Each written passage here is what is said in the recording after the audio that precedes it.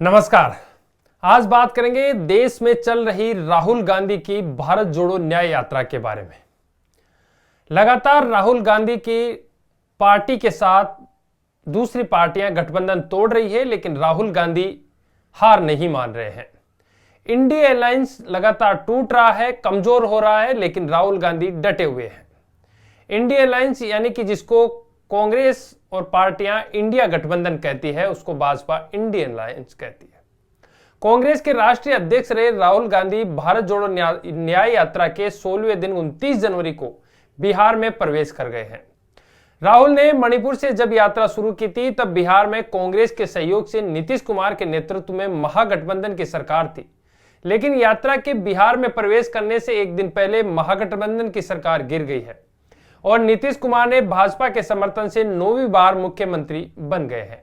यानी राहुल के प्रवेश करने के साथ ही बिहार में भाजपा गठबंधन की सरकार बन गई है।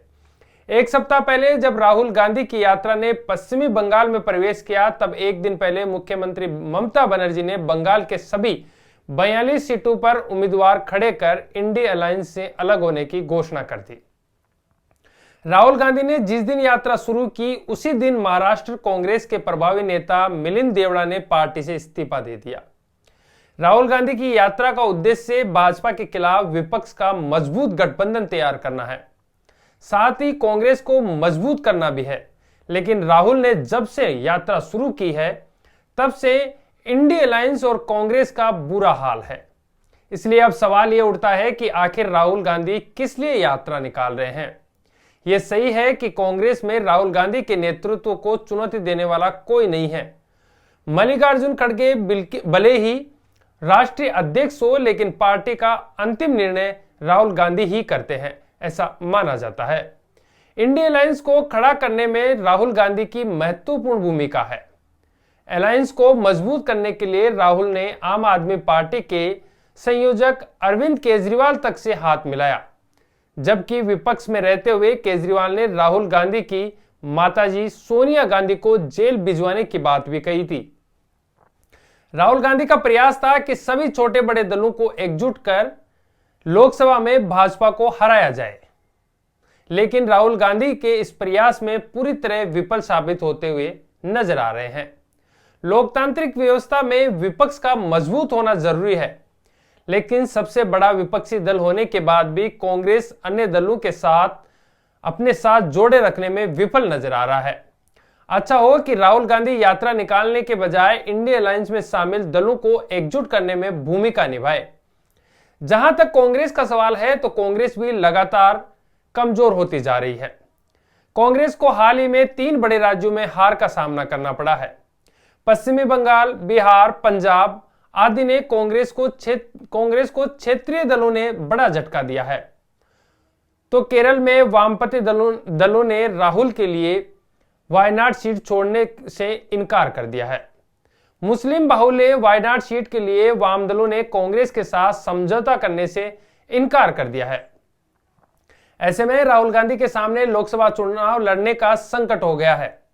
राहुल गांधी अब उत्तर प्रदेश के अमेठी क्षेत्र से भी चुनाव लड़ सकते हैं, क्योंकि 2019 में अमेठी से हार का सामना करना पड़ा था। बड़ी अजीब बात है कि बंगाल में वामपंथी दल कांग्रेस के साथ मिलकर चुनाव लड़ना चाहते हैं, लेकिन वहीं केरल में राहुल के लिए वायनाड सीट छोड़ना नहीं चाहते हैं। बंगाल, बिहार, पंजाब आदि में जो कुछ भी हुआ, उससे राहुल गांधी को इंडिया अलायंस के हालातों का अंदाजा लगा लेना चाहिए। इसी तरीके से पिछली बार जब राजस्थान से होकर ये यात्रा निकली थी, तो जहां से राहुल गांधी की यात्रा निकली थी, वहां लगभग उन विधानसभाओं में भी कांग्रेस को हार का सामना करना पड़ा है। अब राजस्थान में लोकसभा के चुनाव नजदीक हैं, 25 सीटें हैं। ऐसे में अब कांग्रेस लगातार प्रयास कर रही है कि किसी तरीके से लोकसभा की सीटें ज्यादा से ज्यादा जीती जाए। लेकिन प्रधानमंत्री नरेंद्र मोदी और भाजपा की सरकार ने राजस्थान में एक बड़ा दांव खेला है एआरसीपी को लेकर। इसके बाद 13 जिलों को इसका पानी मिलेगा और लगभग 32 बांध हैं जो इस योजना के अंतर्गत आएंगे। ऐसे में अब राजस्थान में भी खुशी की लहर है कि अब एआरसीपी की योजना जल्द ही चालू हो जाएगी। इसको लेकर भी कांग्रेस लगातार हमलावर है और उनका कहना है कि यह हमारी योजना शुरू की हुई थी और इसमें 1500 से ज्यादा 1500 करोड़ से ज्यादा का इन्वेस्ट हम कर चुके हैं। ऐसे में अब केंद्र खाना पूर्ति कर रही है और हमारे समय पे जानबूझकर इस पर समझौता नहीं किया गया। बहरहाल अब देखना यह होगा कि क्या लोकसभा के चुनाव में प्रधानमंत्री नरेंद्र मोदी को राजस्थान से 25 सीट मिलती है और एक बार फिर प्रधानमंत्री नरेंद्र मोदी 400 सीटों के आसपास 400 लोकसभा सीटें जीतकर फिर से प्रधानमंत्री बनने जा रहे हैं। लगातार बने रहिए हमारे साथ, क्योंकि हमारा चैनल 1 लाख सब्सक्राइब पूरे कर चुका है आप सबकी के सहयोग से, और लगातार हम आगे बढ़ते रहेंगे। लोकसभा चुनाव की कवरेज भी हम आपको दिखाएंगे। अगला कार्यक्रम लेकर फिर हाजिर होंगे, तब तक के लिए जय हिंद, जय भारत।